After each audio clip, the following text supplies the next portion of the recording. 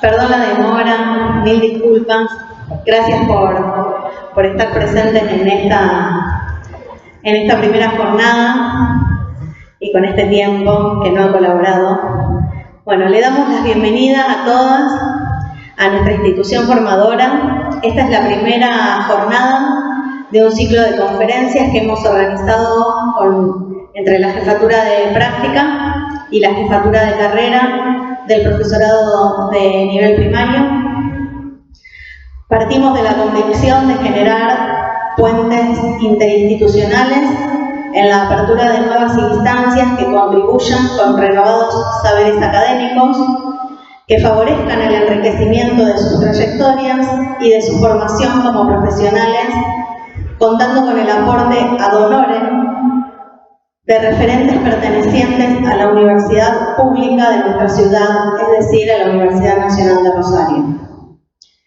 Agradecemos la presencia de las autoridades institucionales que junto con el Consejo Consultivo aprobaron, apoyaron y colaboraron con esta iniciativa. Agradecemos también la presencia de directivos y docentes conformadores de las instituciones asociadas, quienes gentilmente nos abren anualmente las puertas de sus escuelas para que nuestras y nuestros estudiantes realicen instancias de observaciones, prácticas y residencia. En esta ocasión contamos con la participación de las siguientes instituciones.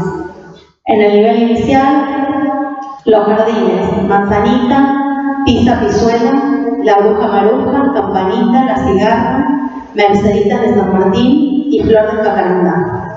En el nivel primario, las escuelas son Alem, Pestalozzi, Arseno, Primaria del Normal número 2, Ceballos, Juana Manso, Belgrano, Anastasio Escudero, Carrasco, República Federativa de Brasil, José Mármol, Cayetano Silva, Aristóbulo del Valle y Congreso de Tucumán. Y en el nivel secundario, las escuelas son Escuela Secundaria del Normal número 2, Madres de Plaza de Mayo, Nacional 2, Belgrano, Dr. Luis María Drago, Jesús de Nazaret, Las Heras y la Escuela de Enseñanza Media para Adultos Arturo Frondizi. Agradecemos y le damos la bienvenida en esta primera jornada a la generosa y desinteresada participación de la señora Virginia Gonfiantini, que me acompaña, en este encuentro denominado Complejidad y Transdisciplinariedad, aportes antropoyéticos para el debate, que seguramente no solo nos aportarán nuevos saberes, sino que nos incentivará a crear nuevas formas de pensamiento práctico. Virginia es cientista en la educación de la Universidad Nacional de Rosario, magíster en la educación con mención en gestión, evaluación y acreditación de la Universidad de El Salvador, diplomada en transformación educativa por la Multiversidad Mundo Real Edgar Morin, doctora en pensamiento complejo por la Multiversidad Mundo Real Edgar Morin y postdoctora en educación, investigación y complejidad por la EMI de Bolivia. Actualmente la doctora Virginia se desempeña como docente titular en institutos de educación superior no universitarios de formación docente. Es docente investigadora, profesora titular y de tesis doctoral y de maestría en la Universidad Mundo Real Edgar Morin y en la Universidad Nacional de Rosario.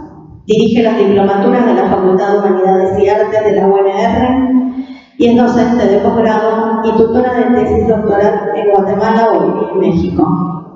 A continuación, damos paso a las palabras preliminares que cortésmente envió desde México el doctor Roberto Rivera Pérez, docente de la Universidad Abierta y a Distancia, como preámbulo de esta disertación.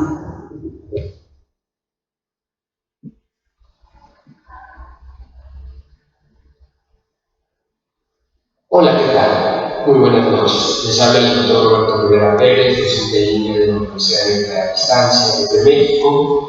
El día de hoy tengo el gusto de saludar a los miembros de la Jefatura de Práctica y Carrera de Profesorado de Educación Primaria en la ciudad de Rosario, Santa Fe, Argentina. También a los estudiantes y profesorados del programa de Educación y Secundaria en Filosofía.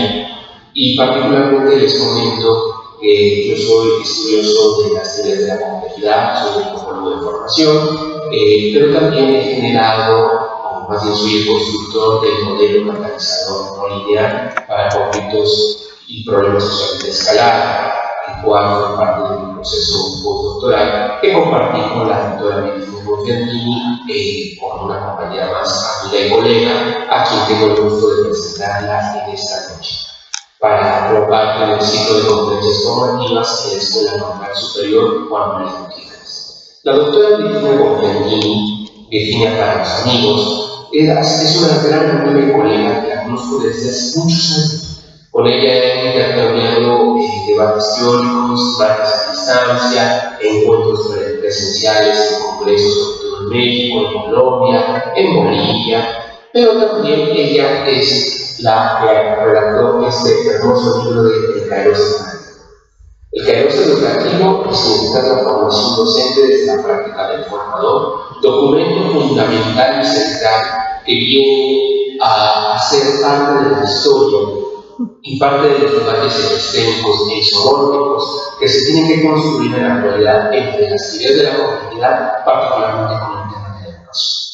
Entre sus muchos logros que ha tenido, sus manifestaciones epistémicas que ha tenido el Kairos Educativo, ha sido que también ha introducido en años recientes el tema del tiempo.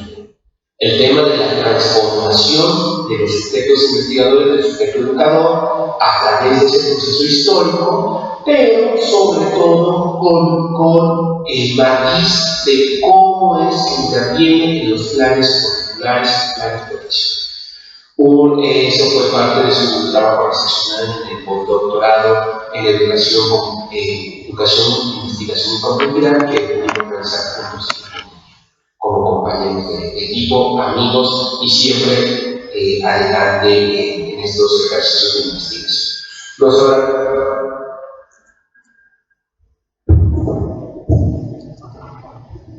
Bueno, buenas noches.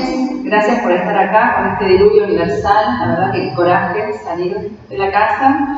Así que bueno, sean todos bienvenidos. Gracias, Iliana, por la invitación, a todas las autoridades y a las profesoras de la casa y a las coformadoras de las diferentes instituciones que ayudan a Iliana en esta ardua tarea que es la formación de los docentes. Bueno, ¿qué nos reúne el día de hoy? Nos reúne una charla entre amigos para debatir y para pensar acerca de la educación y de la formación nuestra y de la formación de nuestros estudiantes. En esto que en los últimos años de la carrera de formación docente hacemos en la residencia. Pero no vamos a hablar de la residencia común y corriente, esta que estamos acostumbradas a transitar, no porque no sea importante, sino que le vamos a dar un plus y vamos a pensar la residencia desde otra dimensión de análisis, dos principalmente. Una que tiene que ver con la transdisciplina y otra que tiene que ver con la complejidad. Pero primero vamos a hablar de complejidad porque si no, no vamos a saber de qué estamos hablando cuando estamos hablando de transdisciplina. Hace exactamente un mes atrás, el 27 de abril, estábamos acá reunidos también con la misma problemática, pero el auditorio eran los estudiantes de la carrera de filosofía. Por supuesto que no voy a decir lo mismo, porque primero que no me acuerdo que dije aquella vez, pero pensé en hablar de atrás para adelante, en hablar desde hoy hacia atrás, porque bueno, la mayoría de los que están acá o de los que van a escuchar esta charla son profesores de filosofía, y siempre hay que volver a los griegos, porque de ahí venimos. Entonces, ¿por qué pensar la educación en términos de complejidad y en términos de transdisciplina? Esa es la pregunta que nos deberíamos hacer hoy para poder empezar a desentrañar la complejidad de los sujetos, la complejidad de los conocimientos, la complejidad de los contextos, pero complejidad desde el punto de vista de vincularlo no a algo que es complicado, algo que está retorcido, algo que no se entiende, sino pensar la complejidad justamente como un entramado. Y los entramados se tejen. Los entramados se tejen en horizontalidad. Y la construcción horizontal de los entramados hace que no haya dos entramados iguales, Si cada uno de ustedes se fija en la ropa que tienen puesta, en la trama de la ropa que tienen puesta, se van a dar cuenta que la trama del compañero de al lado no es igual a la nuestra. Las tramas son singulares, las tramas hablan de entretejidos.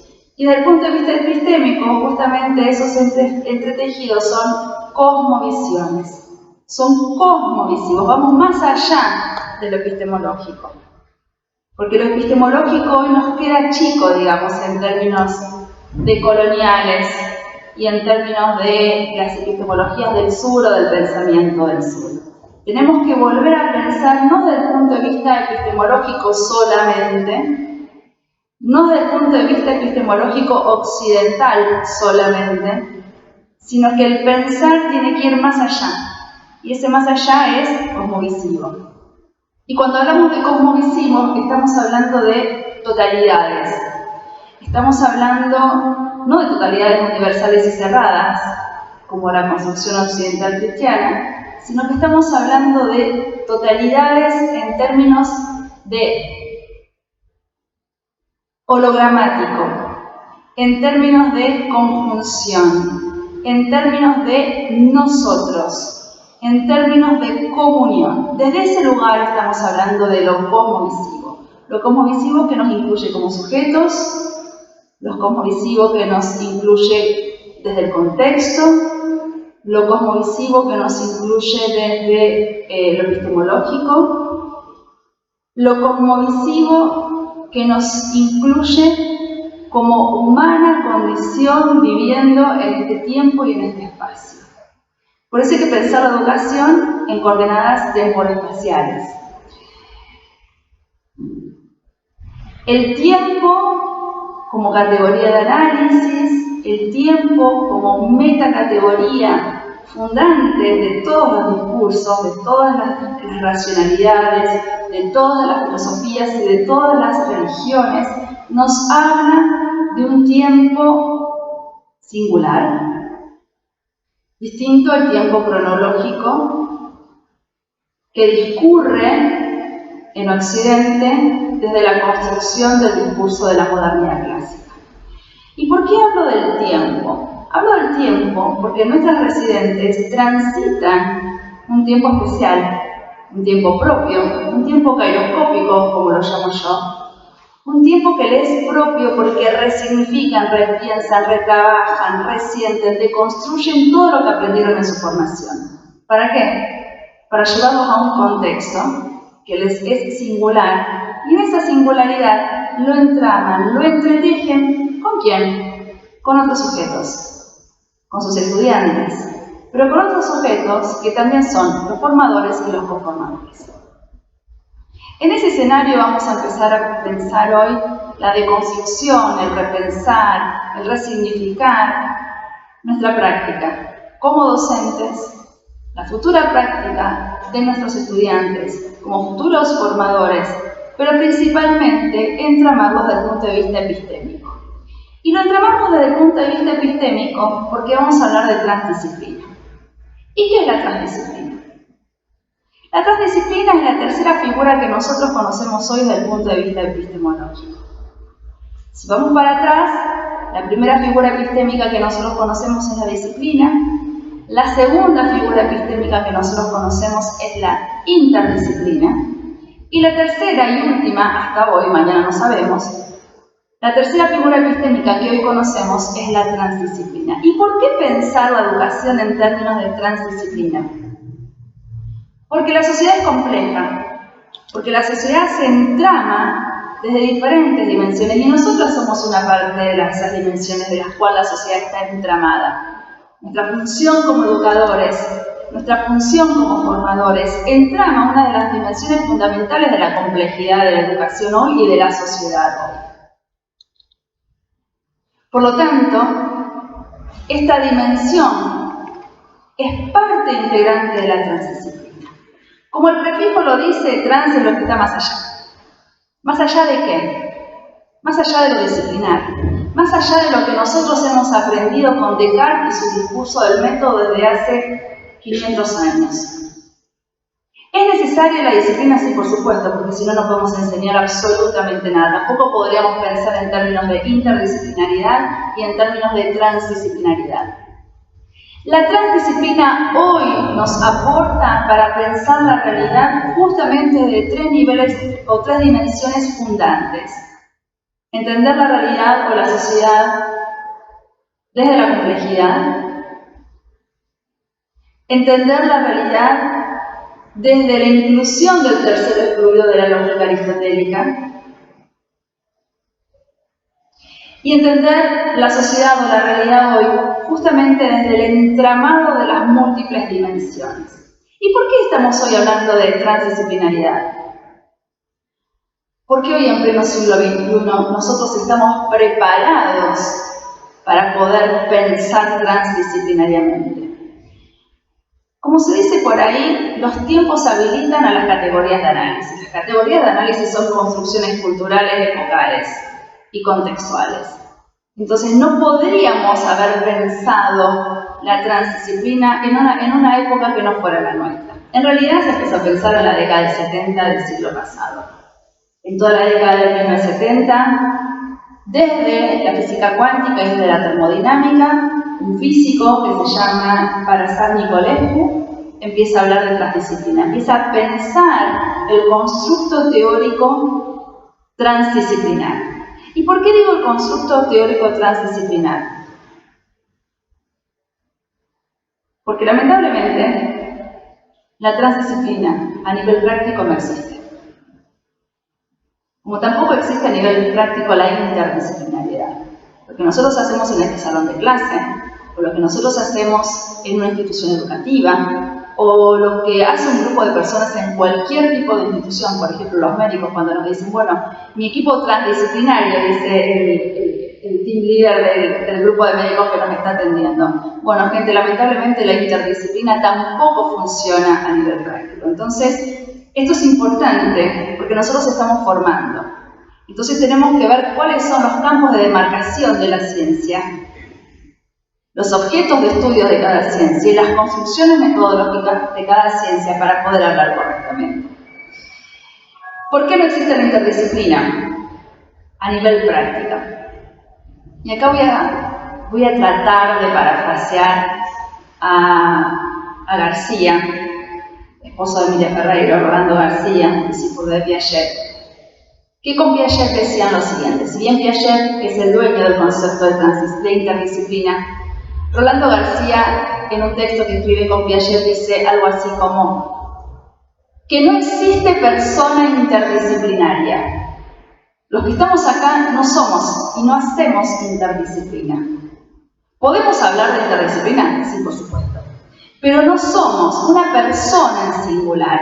Ileana, Guillermina, Franca, ninguno de los que estamos acá somos interdisciplinarios. Lo mismo podemos decir con la transdisciplina, pero como ellos lo plantean desde el punto de vista de la inter, lo vamos a parafrasear correctamente. Ninguna persona en singular es interdisciplinaria, porque lo que es interdisciplinario es la actividad epistémica y metacognitiva de las comunidades científicas. ¿Por qué? Porque cada disciplina tiene su comunidad científica.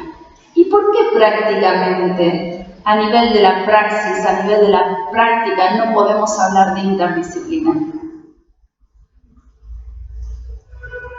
Porque ninguna comunidad científica cede ni objeto ni método a la comunidad de al lado.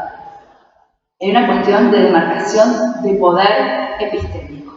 Entonces, la interdisciplina es bárbara, es genial, a nivel teórico. A nivel práctico, todavía las comunidades científicas, por una cuestión de poder político y por una cuestión de poder económico, cultural, social, no ceden ni objeto ni método. La disciplina, ¿qué es? Es la construcción de un objeto y la construcción de un método, que se construyen con estos 3 grandes popes de la modernidad clásica, cada uno desde lo que nos aporta de un lugar específico a la construcción del concepto de disciplina, Con Descartes, en las meditaciones metafísicas y en el discurso del método, se empieza a hablar de disciplinarización del saber, después Foucault habla de la disciplinarización de los cuerpos dóciles. Comenius le aporta la dimensión educativa y Newton le aporta el concepto de método científico. Ese es el concepto de disciplina: objeto y método. Método de las ciencias naturales. Ese método se viene a construir y aporta el concepto de disciplina con Newton, con las principios matemáticas en el siglo XVIII. Llega hasta nuestros días porque el concepto de disciplina no se modificó desde Descartes hasta hoy. Fue cambiando el tiempo, fueron cambiando los contextos, pero el concepto de disciplina quedó intacto, como en el 1600 cuando lo planteó Descartes. ¿Pero qué pasa? En el siglo XX aparece Piaget, y Piaget y su grupo de estudios empiezan a interpelar y a cuestionar el concepto de disciplina a la luz de los nuevos tiempos de la segunda mitad del siglo XX. Entonces, ¿qué dicen? Que las disciplinas son importantes, sí, por supuesto, pero que en ese momento histórico, en la época de Piaget, no eran suficientes para poder pensar la educación y la formación, porque lo piensa desde la epistemología genética, no lo piensa como biólogo, para la formación de las personas, hablar de disciplina. Entonces proponen el concepto de interdisciplina, y el concepto de interdisciplina es construcción metodológica. Eso es lo que diferencia la disciplina de la inter. La interdisciplina es construcción metodológica, por eso no hay personas interdisciplinarias. Hay comunidades científicas, pero no personas interdisciplinarias. Y más venidos a nuestra cercanía, en la década del 70, con todas las revoluciones, con todos los cambios, con todas las cuestiones que pasaron en el siglo XX, rápidamente. Guerras, fundamentalismos, ida a la luna, descubrimientos medicinales, caída del muro de Berlín, tantas cosas que pasaron en el siglo XX. En la década del 70, a partir de la década del 70, se empieza a construir el concepto de transdisciplina. ¿Y por qué se empieza a construir el concepto de transdisciplina en la década del 70? Sabemos que con la caída del muro de Berlín en el 89 se terminó el siglo. Y en la década del 70 ya se estaba pensando el siglo que estaba viniendo, las necesidades epistémicas de este siglo que había sido totalmente turbulento, que habían pasado tantas cosas como no habían pasado en 25 siglos de historia, y necesitamos poder pensar y prepararnos para el siglo XXI. En este siglo XXI nosotros necesitamos pensar transdisciplinariamente. ¿Por qué? Y acá me quiero detener en una cuestión. La mayoría de los que están acá son de filosofía, en mi carrera truncada desde el punto de vista de la formalidad. Primaria e inicial. Y primaria e inicial.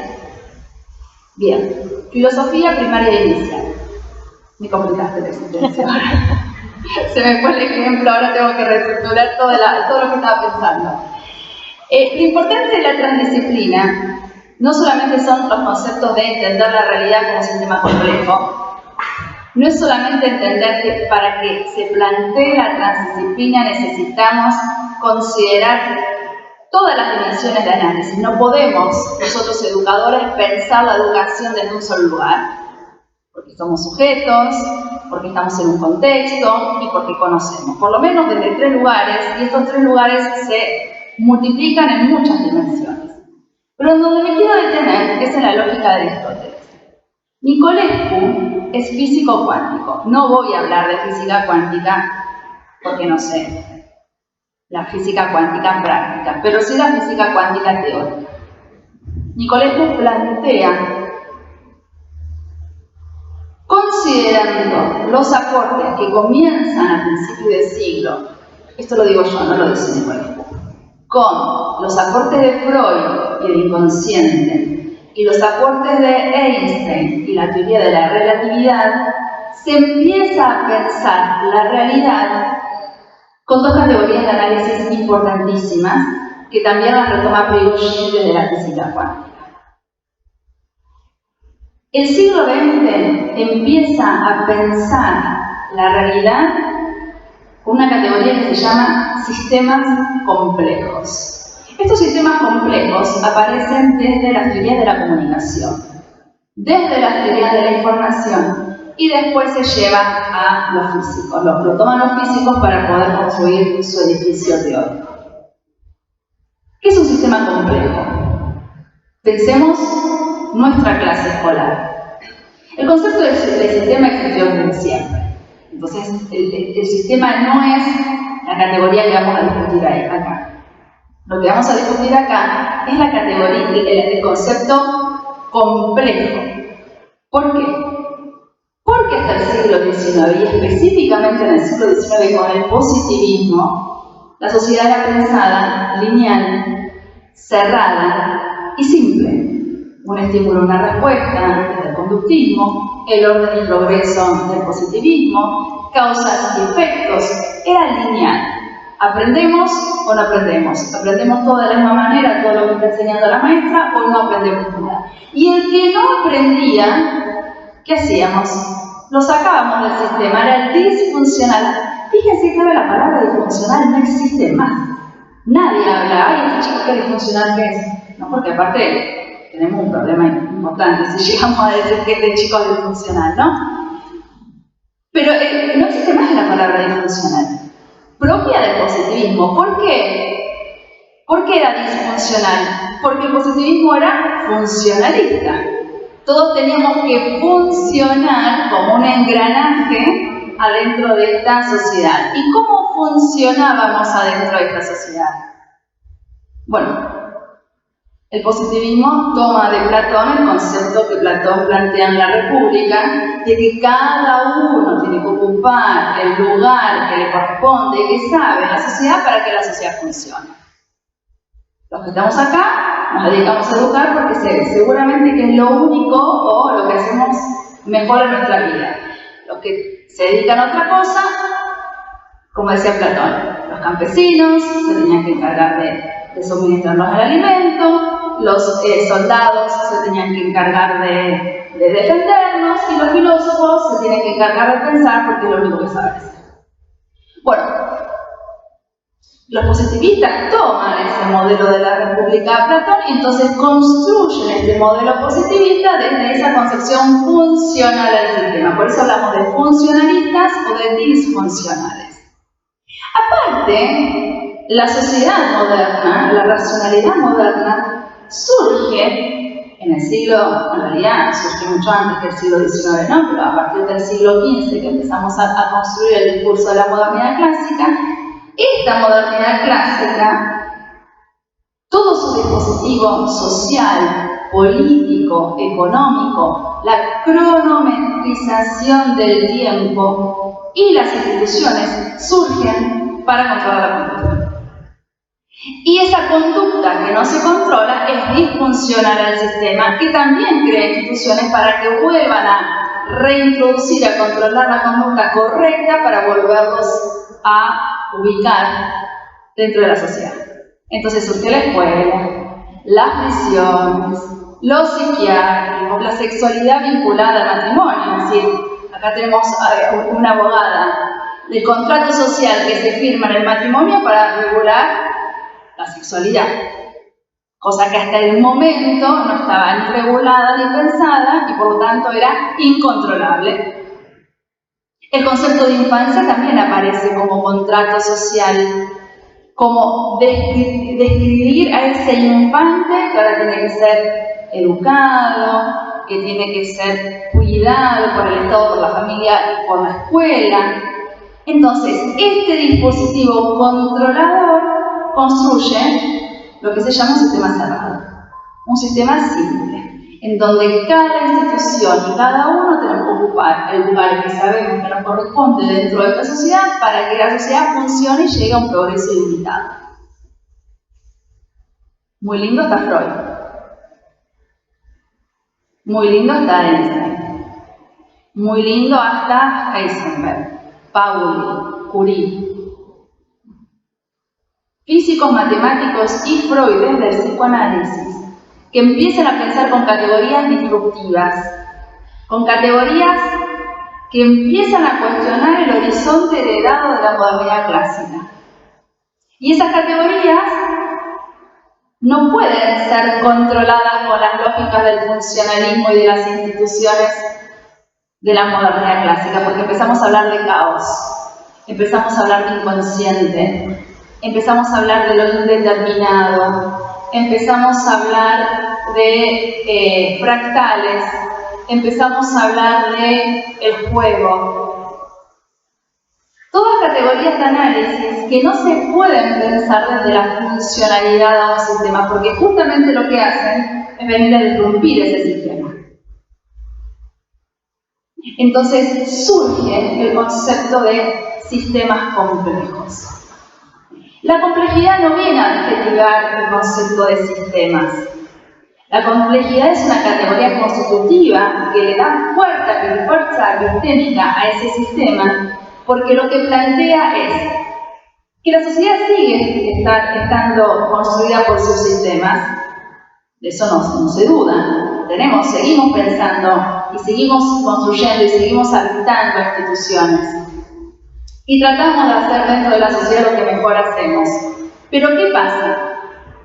El concepto de complejidad, que no adjetiva, sino que construye epistemes dentro del concepto de sistemas complejos, está referido a que para entender la sociedad, los subsistemas que constituyen al sistema, valga la redundancia, no se pueden explicar unidireccionalmente o linealmente, estímulo-respuesta, sino que se tienen que empezar a pensar desde lógicas no lineales. Bueno, tardamos 70 años y ahí los físicos cuánticos empezaron a pensar desde las lógicas no lineales. Y aparece otra categoría interesantísima, que es la categoría de bifurcación y la categoría de sistemas alejados del equilibrio. Estos sistemas alejados del equilibrio, pensémoslo nosotros con nuestros estudiantes, porque yo los llevo a nivel de la clase escolar, esa clase escolar de Comenio del siglo XVII, que estaba controlada por un concepto de sistema simple, pero que ahora tenemos que pensar con un concepto de sistema complejo. ¿Cuáles son las lógicas no lineales? Son lógicas singulares, son lógicas que, lejos de desorganizar el sistema, como pensaba Aristóteles, y por eso se incluyeron desde el siglo III hasta nuestros días, durante toda la historia de la humanidad, por lo menos en Occidente, esas lógicas no lineales generan nuevas lógicas discursivas. Y ahí viene el concepto de la multidimensionalidad y multireferencialidad, que son constitutivas del concepto de transdisciplina. O sea, leer a Nicolescu es bastante difícil, es muy difícil. Leerlo a Morán desde el punto de vista de la complejidad, que también habla de transdisciplina, también es difícil. Pero fíjense qué fácil que lo estamos pensando. Nosotros estamos todos los días en el salón de clases. ¿Qué hacemos todos los días en el salón de clases? Tratamos de enseñar. Tratamos de transmitir un conocimiento. Tratamos, ojo, esperen que me voy a detener un segundo. Es importante el concepto de transmitir, porque dependiendo de qué epistemología nosotros estemos hablando de la transmisión, podemos hablar de una transmisión conductista o podemos hablar de una transmisión que construye. Pero yo les voy a decir lo que me dijo hace muchísimos años mi director de tesis, que es un filósofo cubano, mi director de tesis de doctorado. Virginia, la educación siempre es transmisiva. Yo me quedé dura cuando me dijo eso. Y él era filósofo y yo se supone que era educadora. Entonces yo me fui enojada. Porque digo, ¿por qué se le ocurrió a él y no se me ocurrió a mí? Entonces, yo sabía que era transmisiva, pero él no me dijo nada más, al estilo socrático. Y yo me fui más enojada todavía. Y me quedé rumiando. Y volví al día siguiente. Tenés razón, pero yo te voy a argumentar un poquito más. No solamente que es transmisiva, sino que es compleja. Y le vomité todo lo que yo había pensado durante la noche, y ahí empezamos a construir este concepto de la transmisión. La transmisión puede ser conductista, como nosotros hemos aprendido, como nosotros a lo mejor nos hemos formado. Y piensen, somos más o menos todas de la misma edad, un par de años más, un par de años menos. Nosotros hemos aprendido conductistamente. Y no pasaron 800 años. Pasaron 10, 20, 30 años. Entonces, ¿cómo repensar esa transmisión conductista con la cual nosotros hemos sido formados en toda nuestra escolaridad? Esperemos que no en los profesorados de la universidad, pero que las hay como las brujas, ¿no? ¿Cómo tenemos que volver a pensar y volver a llenar de contenido la transmisión desde el punto de vista de la construcción? ¿Y cómo se construye? Se construye desde la alteridad, se construye desde la diversidad, se construye desde la diversidad dimensional también, las diferentes dimensiones que constituyen esa construcción. Y se construye, como decía Hassum, un psicoanalista egipcio, él construye un concepto que se llama transmisión lograda. La transmisión lograda es el margen de libertad que nosotros le otorgamos al otro para que pueda transmitir distinto. La transmisión lograda es el margen de libertad que nosotros le otorgamos en la discursividad y en la oralidad al otro para que pueda transmitir distinto. Y él llega a ese concepto porque él trabajaba en consultorio en París y trabajaba con los migrantes. Entonces, en el relato de la mismidad, de la atrocidad, de la migración y de lo que habían padecido, la cura estaba en la transmisión de lo mismo, pero resignificado en primera persona del hablante. Entonces yo creo que este concepto de transmisión lograda nosotros lo tenemos que llevarlo a nuestras clases para ver desde, primero, si nosotros damos margen de libertad para que el otro diga distinto. Pero antes de eso, pensar si nosotros otorgamos espacios de pregunta, de diálogo, de interpelación. ¿Cómo nosotros construimos con nuestros estudiantes procesos metacognitivos para que en esa transmisión se diga distinto? Porque el problema que tenemos hoy es que seguimos enseñando solamente y mayoritariamente contenidos disciplinares. Y no estamos enseñando estos procesos metacognitivos que hoy necesitamos para vivir en pleno siglo XXI. No estoy diciendo que el contenido no sirve, no es suficiente hoy. ¿Qué espacio habilitamos para la pregunta? ¿Cómo enseñamos la argumentación? ¿Cómo enseñamos el escrutinio crítico? ¿Cómo enseñamos la ética? ¿Cómo enseñamos desde el conflicto? ¿Cómo interpelamos? ¿Planteamos escenarios de duda, de asombro, de perplejidad? El tercero incluido de la transdisciplina es, en términos de Nicolescu y en términos de Moral, es tratar de incluir, porque estamos pensando en sistemas complejos, es tratar de incluir lo que Aristóteles en el siglo III a.C. excluyó porque no lo podía pensar.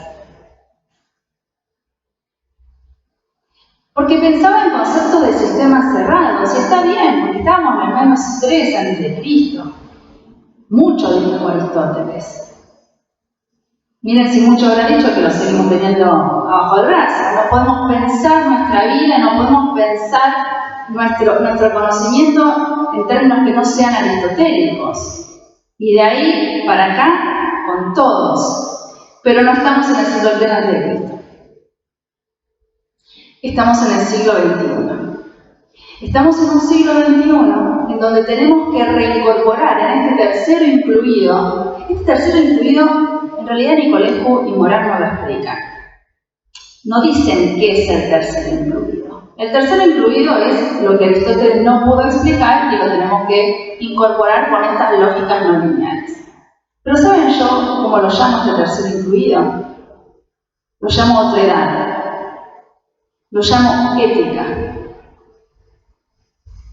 Lo llamo diálogo. Que a pesar de estar en el siglo XXI y a pesar de Escuela Nueva, Montessori, Waldorf, Escuela de Frankfurt, teorías críticas, teorías decoloniales, teorías complejas, post-críticas, hasta llegar a hoy, nos cuesta pensar en la otredad, nos cuesta pensar desde el diálogo, porque como dice Byung-Chul Han, vivimos el infierno de lo mismo. ¿Hasta cuándo vamos a seguir en el infierno de lo mismo? ¿Cuánto hace que venimos criticando la homogenización? Desde el primer día de clase que entramos en el profesorado.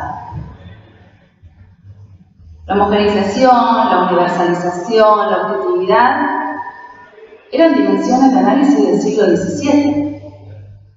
Era necesario construir la modernidad clásica desde esas características, con esas dimensiones, con esos pilares, pero no estamos en el siglo XVII. Pero seguimos premiando el infierno de lo mismo. Entonces, ¿qué hacemos con este infierno de lo mismo, pero pensando que el otro tiene que construir desde la alteridad?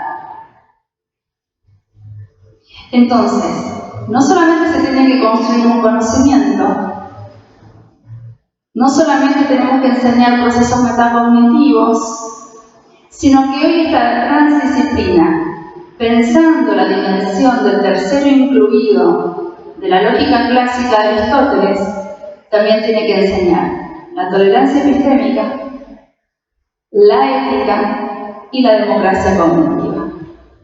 Porque acá aparece también otra categoría de análisis, que se estaban gestando en el mismo momento que se estaba gestando la transdisciplina, que tiene que ver con las epistemologías del sur. Boaventura de Sousa Santos habla de epistemologías en plural, de epistemologías del sur, hoy muy de moda, hoy muy habladas, hoy muy tratadas de considerarnos dentro de la academia, dentro de las clases, desde el punto de vista teórico. En el mismo momento, Edgar Morán, los dos sociólogos, los dos europeos, Boaventura en Portugal, Morán en París. Morán habla de pensamiento del sur. Los dos están haciendo referencia al mismo sur, con mayúscula, epistémico, no geográfico. Los dos están mirando a Latinoamérica, porque los dos consideran que Latinoamérica, como dice Morán, es el caldo de cultivo para la metamorfosis de la sociedad. Que el cambio no va a estar en el concepto del norte hegemónico, sino que en el concepto del sur epistémico. Todos los países, todos los hemisferios, todas las ciudades tienen norte y tienen sures. Entonces, ¿cómo volver a pensar o cómo incluir a este sur o cómo dar visibilidad y voz a este sur? En el mismo momento, por eso es importante hacer estos debates epistémicos, en el mismo momento que Boaventura de Sousa Santos y de Morán estaban hablando del sur, como si fuéramos bichos raros nosotros acá en el sur, Freire, en Recife, el norte de Brasil, pero que era el sur epistémico, empieza a hablar de la pedagogía del oprimido, la pedagogía de la liberación. En realidad, empieza a hablar a los campesinos, en realidad empieza a hablar antes de sus pedagogías, su proyecto político aparece en su trabajo con los campesinos, en su trabajo en dando visibilidad y escuchando la voz justamente de estos oprimidos campesinos. Geográficamente Recife está en el norte, en el noreste de Brasil, es la zona más pobre de Brasil, entonces estamos hablando de un sur epistémico. Con el trabajo que Freire hace con los campesinos, en un texto muy interesante que se llama Extensión o Comunicación, y ahí hace un juego de palabras con las prácticas extensionistas o las prácticas comunicativas.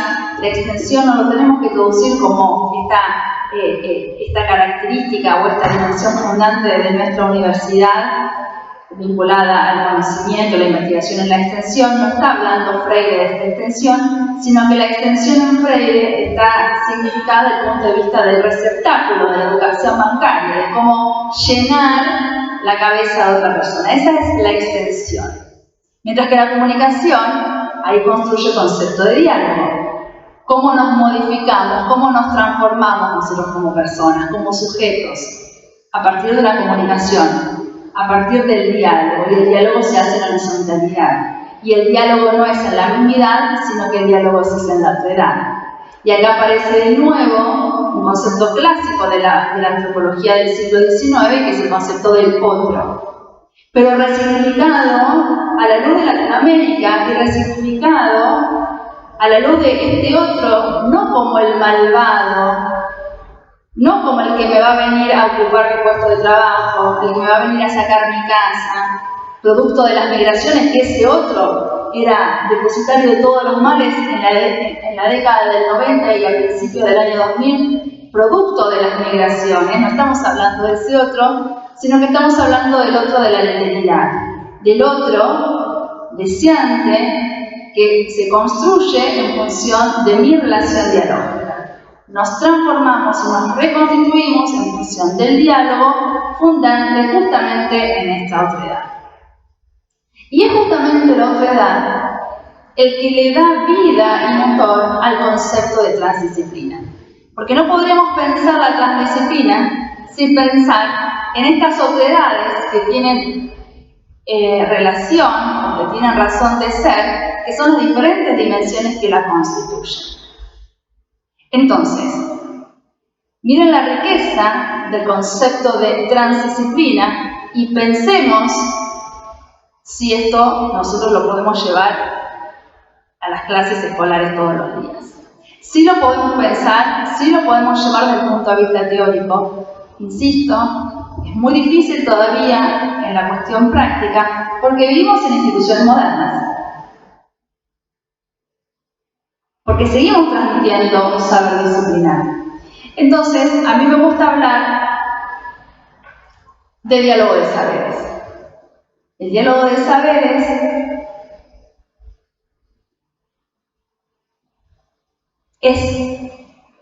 no es más fácil, pero es más factible. Cuando nosotros hablamos de diálogos de debates, cuando nosotros hablamos, por ejemplo, de religión comparada, historia comparada, cuando nosotros podemos hacer comparaciones, o cuando podemos hacer analogías, cuando podemos pensar nuestra relación con el conocimiento desde un lugar distinto, ahí podemos hablar de diálogos de saberes. Diálogos en plural y saberes en plural. Porque no transmitimos un único conocimiento hoy, y ahí vienen los aportes de las epistemologías del sur. Sería muy ingenuo, perverso y bastante complicado pensar hoy que el único saber o el único conocimiento válido es el occidental y cristiano. Por eso hablamos de saberes. Y porque al hablar de diálogos en plural y de saberes en plural, y acá aparece el término de complejidad, cada uno cuando se plantean los diálogos de saberes, cada constructor de ese diálogo de saberes lo plantea desde la singularidad. Y acá me parece una categoría importantísima que no le tenemos que tener miedo, que es el concepto de lo singular. Recuperemos la categoría de los no somos todos iguales. No somos todos iguales. Entonces, la singularidad es fundante en nuestra actividad pedagógica.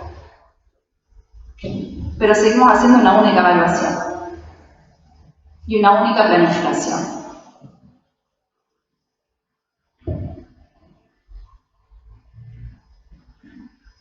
El diálogo de saberes, ¿cómo se puede pensar? ¿Cómo lo podemos enseñar?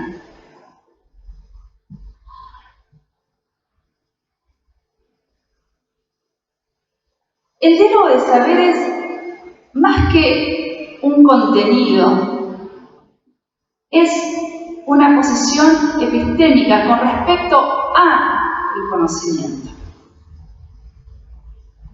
Si estamos acá en Rosario, vamos a hacer un ejemplo. El conocimiento disciplinar es como si nosotros nos paramos acá en la esquina de Córdoba y Balcarce. ¿Qué vemos? Vemos 2 calles y 4 esquinas. A lo sumo veremos hasta la calle Moreno y a lo sumo veremos hasta Oroño, pero no veo más que eso. Veo una fragmentación de la cuadrícula de Rosario. Ahora, si yo subo al monumento de la bandera, ¿sí? ¿Qué veo desde el monumento de la bandera? Veo el entramado de la ciudad. Por lo menos veo el entramado de la ciudad hasta donde mis ojos puedan ver. En religión y en los griegos y el discurso religioso llamaban a la colina donde se hacían los sacrificios Areios, que era un punto alto. Bueno, no estamos sacrificando a nadie y no vamos a hacer ningún tipo de sacrificio. Pero la idea es de que nosotros tenemos que enseñar desde el Areios. ¿Qué significa? Enseñar desde un lugar en donde podamos ver y podamos construir nosotros singularmente el entramado epistémico. Porque nos han enseñado desde Comenio en adelante, pero que estaba bien en la época de Comenio, no estamos criticando Comenio, no estoy diciendo ni Comenio era malo, ni Descartes tampoco, ni Newton tampoco. ¿Qué estamos diciendo? Estamos diciendo que el devenir del tiempo trae aparejado el cambio de las categorías de análisis o la resignificación de las categorías de análisis. El devenir del tiempo, decía Leopoldo Sea, hace que nosotros extrañemos el horizonte de las cosas que nos son familiares. Si el contexto cambia, nuestras categorías de análisis para poder mirar ese contexto y poder intervenir ese contexto también tienen que cambiar. La infancia de las escuelas de Comenio no es nuestra infancia. Las adolescencias de la escuela de Comenio no son nuestras adolescencias y juventudes. Pero, dijo que yo soy una enamorada de Comenio, me hubiera casado con Comenio. Con Newton también, bueno, me hubiera casado con todos. Nuestras escuelas están organizadas de la misma manera inicialmente que en época de Comenio. Si Comenio aparece caminando por este pasillo, no va a pensar que el tiempo cambió y que pasaron 500 años. Nos hubiera imaginado, sí, por las luces, por la computadora, por el aire acondicionado, por la calefacción, porque estamos vestidos distintos. Pero la distribución de las sillas es igual. Los libros de texto son iguales. Lo que colocamos en las paredes para que nuestros alumnos también aprendan desde los dispositivos gráficos son iguales. Nosotros estamos acá adelante, nuestros alumnos están atrás, sin mirarse, sin tocarse, sin nada. Entonces, ¿cuál es nuestra función como docentes? Como formadores, ¿para qué estamos educando hoy? ¿Qué concepto de infancia? ¿Qué concepto de sujetos? Fíjense algo interesante. Hablamos de sujetos, pero seguimos depositando en la cabeza de un niño que no tiene que hablar, que no se tiene que mover. Pensamos en sujeto, porque el concepto de sujeto, como sabemos, el sujeto está atravesado por la cultura, el que se construye en relación a una cultura, en relación a un otro, que piensa, que construye, que habla, pero principalmente el sujeto desea. Era un concepto que no existía en la época de Comenio. El deseo en términos de Freud no existía en la época de Comenio, porque Comenio estaba en el siglo XVII y Freud en el siglo XIX. Fin del siglo XIX, casi el siglo XX, o sea que 300 años de distancia los separan. Pero también Comenio consideraba la alegría, la felicidad o el querer estar en el salón de clase. Después lo traducimos en términos de Freud como el concepto de deseo. Y Comenio también pensaba en que cada uno tenía su singularidad, que cada uno aprendía a su ritmo, pero era moderno. Un solo libro, un solo maestro, un solo alumno. ¿Sí? ¿Se acuerdan de eso, no? En la didáctica humana. Pero su método didáctico era distinto. La naturalidad, la intuición y la autoactividad son cosas que después retoma Piaget en el siglo XX, pero que ya lo había dicho Comenio en el siglo XVII. Cada uno tiene que aprender a su ritmo, siguiendo la naturaleza del niño. El docente tiene que conocer esa naturaleza del niño, que estaba vinculado con el desarrollo de la inteligencia y no con la naturaleza social de Rousseau. Pero Comenio era moderno, por lo tanto, la universalidad, la objetividad, la homogeneización se colaban por las ventanas de su escuela. Pero fue un disruptivo, fue el gran revolucionario de la educación. Pensemos que nosotros estamos acá gracias a Comenio. Y nos seguimos formando como nos seguimos formando gracias a Comenio. ¿Resignificados? Sí, por supuesto. ¿O deberíamos estar resignificados? Sí, por supuesto. Pero la pregunta es, ¿para qué estamos educando hoy? ¿Para qué sujeto? ¿Para qué sociedad? Y ahí interviene de forma decisiva el concepto de interdisciplina y de transdisciplina, porque la disciplina se cae.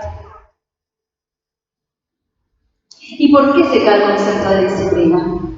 Porque como dice Richard Sennett, un sociólogo que a mí me encanta, en la época que nosotros estamos viviendo no podemos pensar nada a largo plazo. Y eso no es todo, porque lo dice más tremendamente. No podemos pensar en el pronombre nosotros. Yo me caso, como si yo me fuera a casar sola. Es el yo, la exaltación del yo hedonista. Bueno, que hace este trabajo muy interesante también, pero desde otra cultura, pero en sintonía, otro sociólogo que me encanta, Byung-Chul Han. Esta cuestión de la mismidad, esta cuestión del yo hedónico, esta cuestión de, como digo yo, el yo caníbal, que saca lo peor de uno en esta época moderna, líquida, posmoderna, tardomoderna, bueno, el calificativo que querramos llamarlo, ¿no? Esta imposibilidad de pensar a largo plazo y esta imposibilidad de pensar en un nosotros.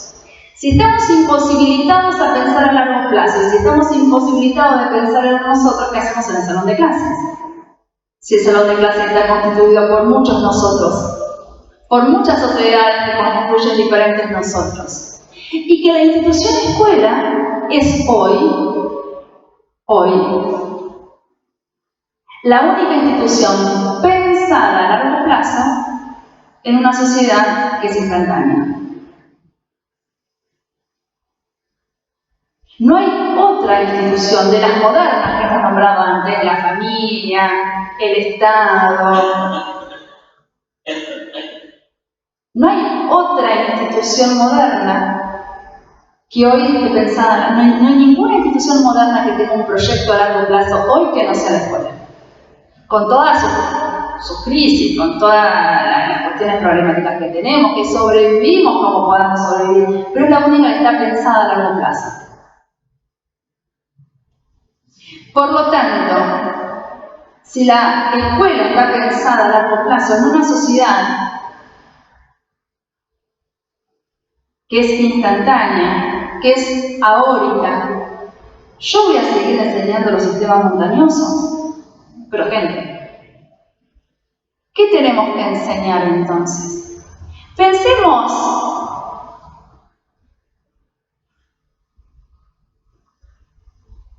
a ver, fantasiemos que no estamos viviendo en la sociedad que estamos viviendo y que nuestros niños y nuestros adolescentes transitan la escolaridad en tiempo y en forma. Entonces entramos a los 2, 3, 4 años y salimos a los 18 años del sistema educativo y, si se quiere, a los 25 de la universidad. Fantasiemos.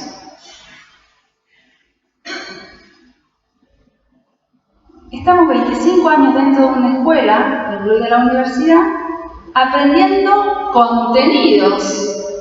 Sí, tenemos que enseñar contenidos y tenemos que aprender contenidos. Para una sociedad que dentro de 25 años no existe.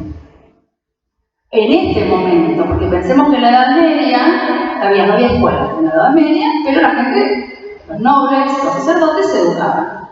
Pensemos que en los 1000 años de la Edad Media no pasó nada. Pasó la Inquisición, pasaron otras cosas. Pero a nivel de desarrollo tecnológico, ¿qué pasó en la Edad Media? En 1000 años, piensen, ¿saben lo que son 1000 años? Uno se pone a pensar y es imposible pensar en 1000 años de la humanidad. Piensen, yo siempre doy el mismo ejemplo, piensen, no las más jóvenes, pero las que son un poco más viejas. ¿Qué contenidos que nosotros hemos aprendido en nuestra escuela primaria y en nuestra escuela secundaria no existe más en la faz de la tierra como contenido escolar? Yo tengo un montón de ejemplos, ustedes creo que también. Hay un montón de contenidos que nosotros hemos aprendido en el colegio que no existe más como contenido enseñado. Taquigrafía, mecanografía, caligrafía, no para que el niño aprenda a escribir, la caligrafía gótica, con tinta, con la pluma, y que cuántas veces se nos caía la tinta. Pero no estamos hablando de que escribíamos con pluma y con tinta en la época del convenio, no, gente, yo hice mi escuela secundaria en la década del 90. No aparecen más como contenido escolar. Entonces, sigamos fantaseando. En esta escuela ideal, que entramos a los 2, 3, 4, 5 años y salimos a los 25 de la universidad, seguimos enseñando estos contenidos que dentro de 25 años no le va a servir porque la sociedad sí siguió cambiando. Entonces, enseñamos contenidos sí, pero no necesariamente. Hay que enseñar hoy otras cosas. ¿Y cuál es el concepto de sujeto? ¿Y cuál es el sujeto de docente y de aprendiente? ¿Y cuál es la relación con el conocimiento? Porque eso es lo que tenemos que enseñar hoy. Piensen ustedes, ¿cómo se relacionan con el conocimiento? ¿De manera lineal? ¿De manera no lineal? ¿Compleja? ¿Positivista? ¿Cómo? Todas son válidas hoy, porque no hay una única forma de conocer. ¿Desde qué lugar me posiciono yo en relación al objeto? ¿Cómo construyo mis procesos metacognitivos? ¿Cómo construyo mis ideas inclusoras? ¿Cómo entramo como el entramado del tejido que ustedes tienen en nuestra ropa, que tenemos en nuestra ropa? No hay dos tramas iguales. ¿Desde qué lugar enseñamos a entramar? Porque si bien no es una receta, sí se enseña. No es una receta, pero sí se tiene que enseñar a entramar, porque si no, no lo sé hacer solo. Y ahí entramos nosotros los formadores. ¿Cómo formamos para que nuestros estudiantes puedan entramar su conocimiento y su relación epistémica, cosmovisiva, en el aquí y en el ahora, para que también lo puedan enseñar a sus estudiantes? Entonces, no es un proceso dialéctico, sino que es un proceso dialógico. Porque la dialéctica hegeliana, si bien fue revolucionaria en su época, nadie está diciendo lo contrario, como es moderna, está pensada como un sistema cerrado. ¿Tiene movimiento? Sí. ¿Es superadora de la racionalidad anterior? Sí. Pero sigue pensando en un sistema cerrado. Y hoy necesito el tercero incluido que rompe la dialéctica y la constituye en dialógica. Eso es pensar en términos transdisciplinarios. Eso es pensar la complejidad como episteme. ¿Es fácil? Nadie dijo que era fácil. ¿Lo podemos hacer singularmente? Sí, porque es un proceso subjetivo. Es tan sencillo y tan difícil que es pensar en poner en palabras cómo conozco y tratar de enseñarlo, insisto, no como receta, sino como proceso metacognitivo.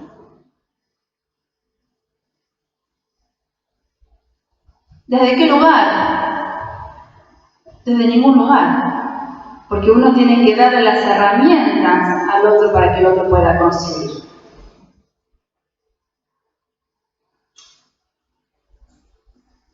Y acá aparece Vygotsky.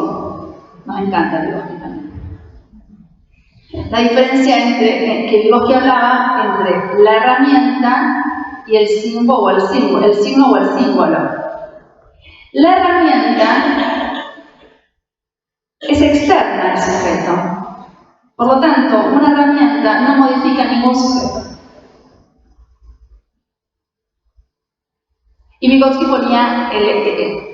colocaba el ejemplo de que si un martillo clava un clavo, es decir, si una persona en una mano con un martillo clava un clavo, el clavo no se modifica, el martillo tampoco y la persona tampoco. El clavo puede estar más clavado o menos clavado, pero nunca va a dejar de ser clavo.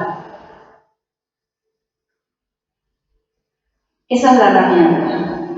Ahora, el signo o el símbolo, ¿qué es? El lenguaje. Es la acción comunicativa de Habermas. Es la cultura.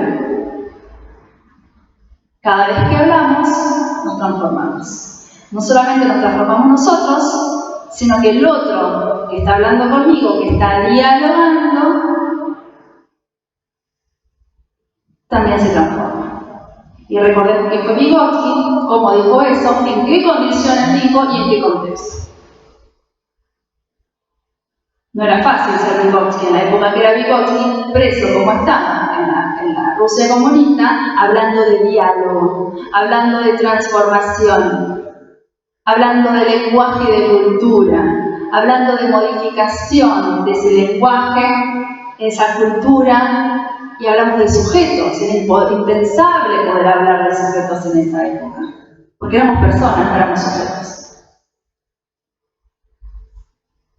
Entonces, ¿desde qué lugar nos posicionamos como formadores y conformadores? ¿Qué educación? ¿Para qué contexto? ¿Cuáles son los contenidos? ¿Cuáles son los procesos metacognitivos? ¿A qué le vamos a llamar nosotros? ¿O cómo vamos a construir esta dimensión tan significativa de Nicolescu, que es el tercero incluido? ¿A qué vamos a llamar nosotros como formadores y conformadores a este tercero incluido? Yo muchas veces lo llamo ética. Yo muchas veces lo llamo alteridad o otredad. Yo muchas veces lo llamo transformación, dependiendo de qué esté hablando, qué esté analizando, qué esté investigando. Lo dejamos abierto, porque esto a ustedes le tienen que llenar ustedes de contenido. ¿Cuál es ese tercero incluido que desde Aristóteles hasta hoy siempre se incluyó? Porque no lo podía pensar, porque me molestaba. En realidad a Aristóteles le molestaba ese tercero incluido, por eso lo incluye. ¿Qué es eso que nos molestó? que no pudimos pensar, que nuestra racionalidad epocal no nos permitía poder incorporar. Bueno, estamos en una época en donde se permite un montón de cosas. Bueno, permitámonos incluir este tercero y hagan el ejercicio cada uno de cómo llamar a este tercero. Recetas ninguna, reflexiones todas, invitaciones a pensar, invitaciones a pensar la educación, la invitación es pensar cómo me relaciono con el conocimiento, la invitación es a pensar cómo resignificar nuestras prácticas. ¿Desde qué lugar vamos a pensar la epistemología de la práctica? Sabemos cuáles son las tradiciones en la formación docente, sabemos cuáles son las pedagogías en las cuales se basan esas tradiciones, cuáles son los aportes de la psicología, los aportes de la sociología, pero hoy, si tuviéramos que inventar una nueva tradición en la formación docente, ¿cómo la llamaríamos? ¿Cómo la argumentaríamos? ¿Desde qué lugar construiríamos esa epistemología?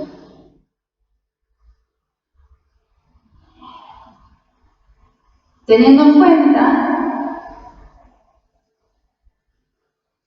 que tenemos que educar para que nosotros y nuestros estudiantes sepan leer los signos de los tiempos, que hoy son cambiantes, que hoy son inciertos, que hoy son caóticos.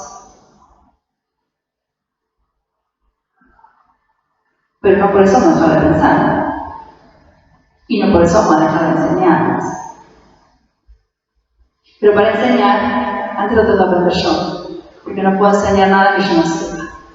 Yo no puedo enseñar a cocinar porque yo no sé cocinar. Tampoco me esfuerzo, tampoco lo pienso y tampoco me interesa. No lo puedo. Entonces, en ese sentido, soy muy platónica, muy kantiana. Uno tiene que enseñar lo que sabe. ¿Desde qué lugar? ¿Cómo propiciar espacios de formación? ¿Cómo propiciar espacios de reflexividad? ¿Cómo propiciar espacios de encuentros? ¿Cómo seguir formándonos?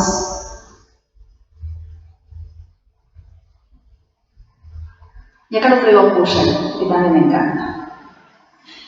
Cushen dice, en un texto muy viejo, pero que después está recuperado, en realidad es una ponencia que él hizo, pero que después está reflejada en uno de sus textos bellísimo, y el texto se llama El conocimiento forma cuando se siente deformado por el suelo que habitamos. Bueno, la interpelación es que nosotros tenemos que deformar el suelo de nuestros estudiantes. El conocimiento forma cuando se siente deformado por el suelo que habitamos. Lo queremos comparar con Leopoldo Sea, y bueno, Leopoldo Sea decía exactamente lo mismo. El conocimiento avanza, no en términos evolutivos, sino en términos de construcción, cuando el horizonte de las cosas que nos eran familiares se nos vuelven extrañas. Entonces, entre la extrañeza del horizonte y la deformación del suelo, nosotros tenemos que enseñar. Nosotros tenemos que aprender y nosotros tenemos que conocer. Fíjense qué lindo. Entre el suelo, entre la extrañeza del horizonte y la deformación del suelo, nosotros tenemos que enseñar. Tenemos que enseñar y tenemos que aprender. Porque también ahora sería ingenuo pensar que el único que sabe es el docente y el que no sabe sigue siendo el alumno. Entonces no hablamos de docentes y de alumnos, sino que hablamos de sujetos pedagógicos, porque los dos sabemos cosas distintas. Por lo tanto, los dos enseñamos y los dos aprendemos. Pero se los voy a dificultar más. Hoy no solamente hablamos de sujetos pedagógicos, desde las corrientes pedagógicas, sino que desde la epistemología compleja yo hablo de homos. Bueno, porque venimos desde el Australopithecus.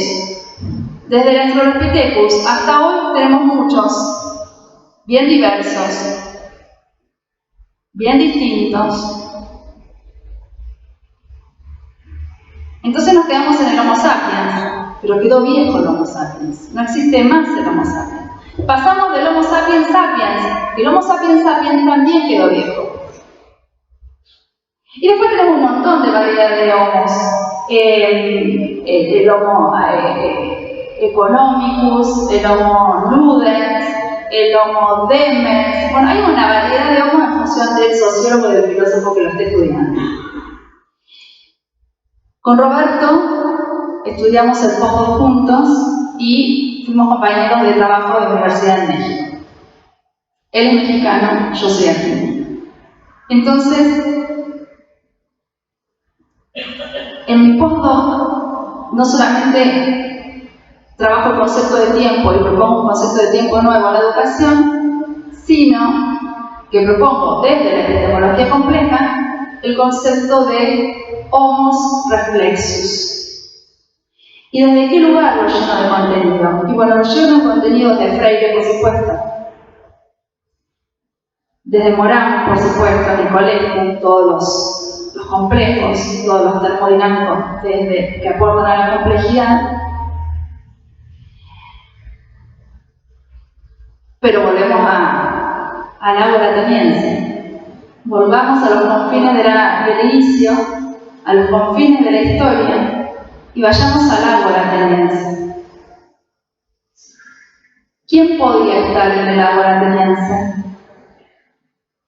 El ciudadano. No lo tomo en términos racistas de ese ciudadano. Tomo el ágora en el concepto de que justamente en el ágora la única actividad que se realizaba era pensar. En el ágora se discutía la democracia ateniense, se discutía la libertad ateniense, se discutía lo que pasaba en esa democracia ateniense. Obviamente que el concepto de democracia también es una construcción y el concepto de democracia ateniense no es el concepto de democracia de hoy. Y ahí lo volvemos a tomar a Aristóteles diciendo que Aristóteles decía en su metafísica que el ser se entiende de muchas maneras. Bueno, la democracia también se entiende de muchas maneras en función de que todos los países democráticos del planeta Tierra no tenemos la misma democracia y no entendemos a la democracia de la misma manera. Entonces, en el ágora ateniense, ¿qué se planteaba? Se planteaba y se discutían los problemas de la democracia ateniense. Pero ¿quiénes iban a esa ágora? Los filósofos, los que pensaban. ¿Y por qué iban? Porque no tenían que hacer otra cosa, acordarse de la República de Platón. Lo único que tenían, la única función en su vida era pensar. Pero para pensar hay que tener tiempo. Y el tiempo es reflexivo. El tiempo nos hace reflexionar. Y ahí lo tomo también, este tiempo de la reflexividad, que es el título del último libro, el tiempo como reflexividad, lo tomo a Byung-Chul Han. Vayan a leer a Byung-Chul Han, seguramente lo leen, pero vayan a leer todo lo de Byung-Chul Han.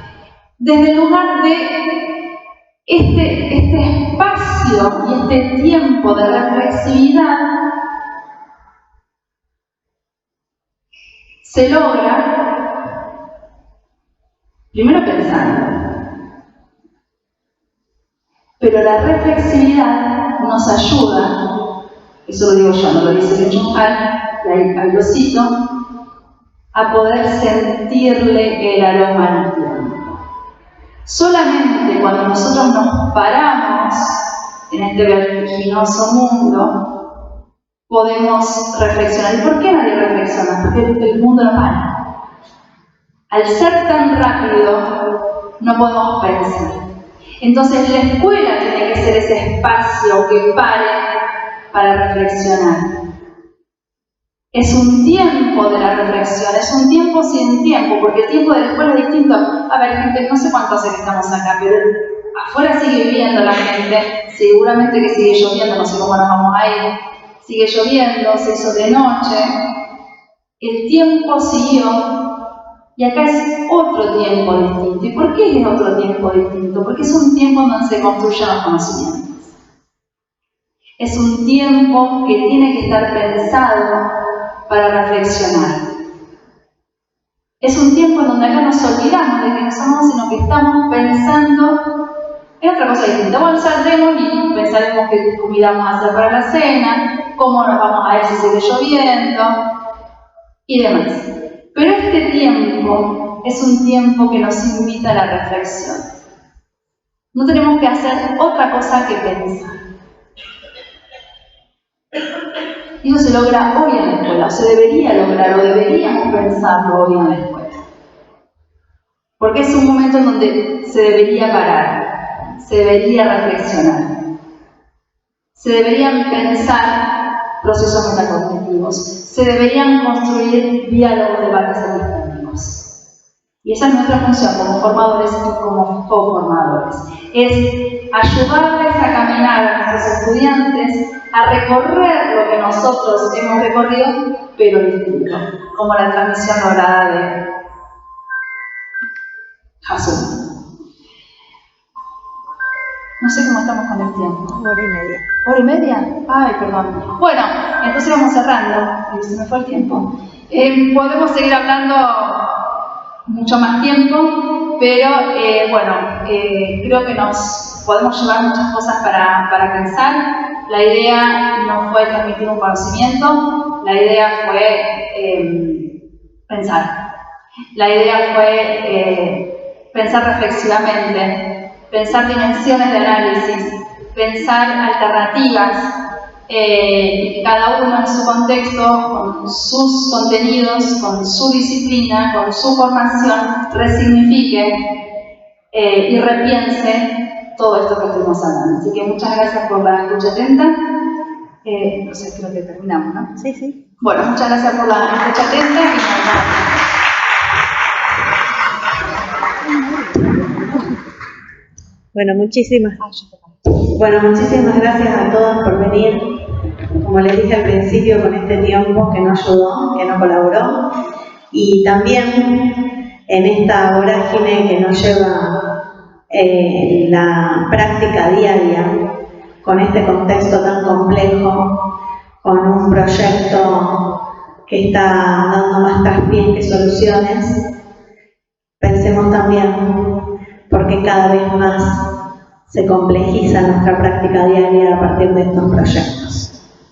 Gracias.